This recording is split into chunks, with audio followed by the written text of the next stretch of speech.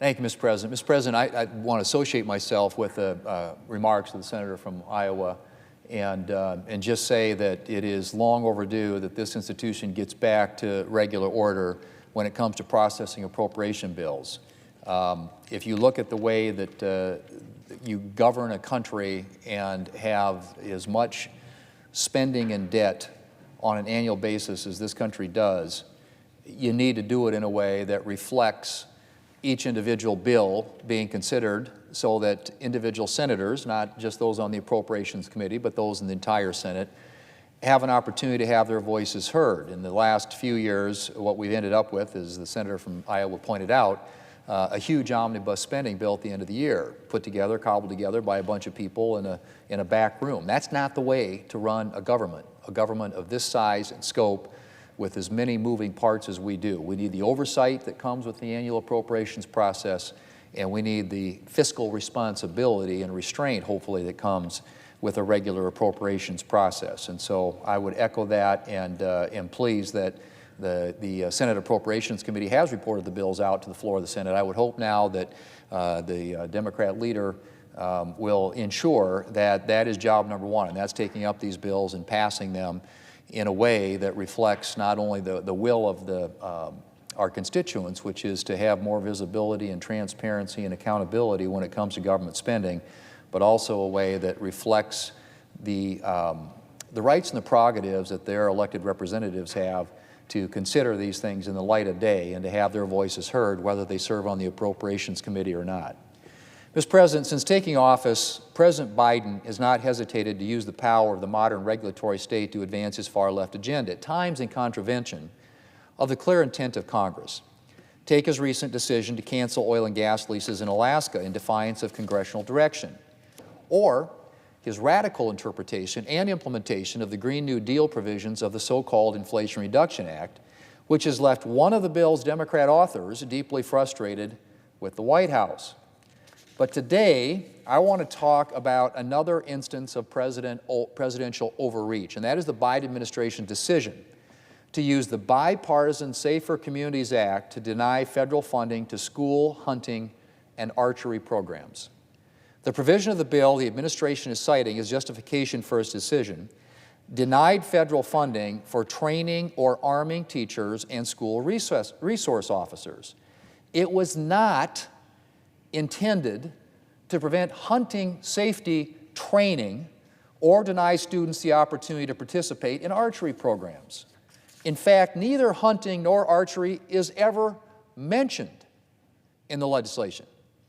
But characteristically, the Biden administration has decided to make use of this provision to further advance its far-left agenda. Mr. President, for the sake of the Biden administration, which frequently seems completely out of touch with rural America, let me just talk about hunting for a minute. Hunting is a venerable institution in rural communities.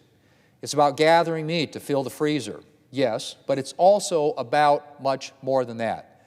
It's about community, tradition, coming together around the table, conservation, and respect for the land. My dad taught me and my siblings to hunt. While we learned how to bag roosters, we also learned a lot of life lessons, from patience to perseverance to gun safety.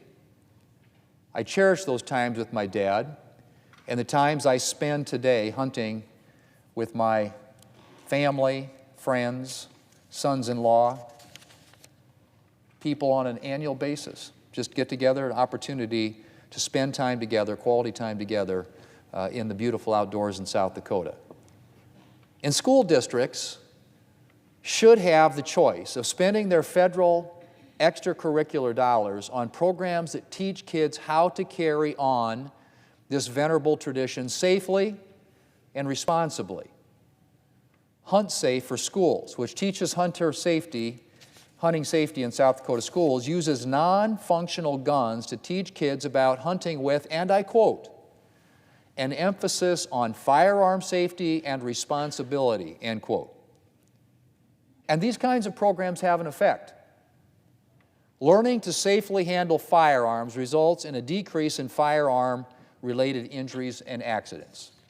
And hunting education programs have contributed to a steep decline in hunting accidents. funding these programs in schools seems like a good thing to do to promote safer communities. And as for archery, boy, I'm going to tell you, I'm at a complete loss as to why the Biden administration would seek to deny federal funding to these programs.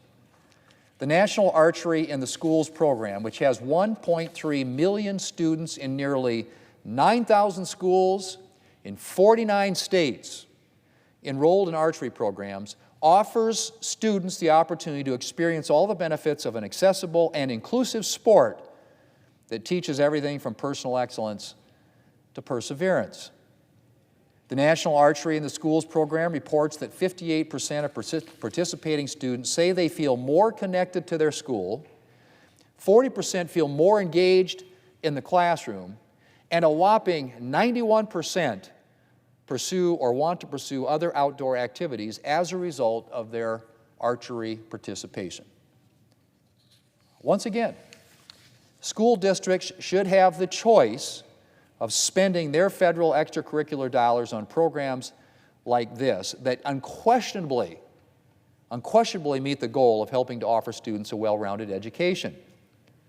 And it is a use of those dollars that Congress never sought to ban, as I suspect the Biden administration is well aware and already knows. Mr. President, there have already been reports of schools canceling plans to include hunting or archery education in their curricula as a result of the Biden administration's directive.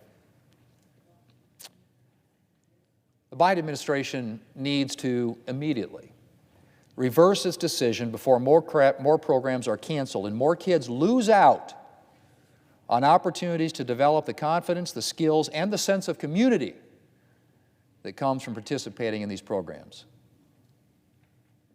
Mr. President, I have little hope that the Biden administration will rein in its radical agenda or stop using its regulatory power to impose its far-left visions. But I am grateful that both Democrats and Republicans are raising questions about this particular instance of Biden administration overreach. And I hope that we can continue to work to curb the Biden administration's regulatory excesses and prevent Americans from suffering the painful consequences of this president's radical policies. Mr. President, I yield the floor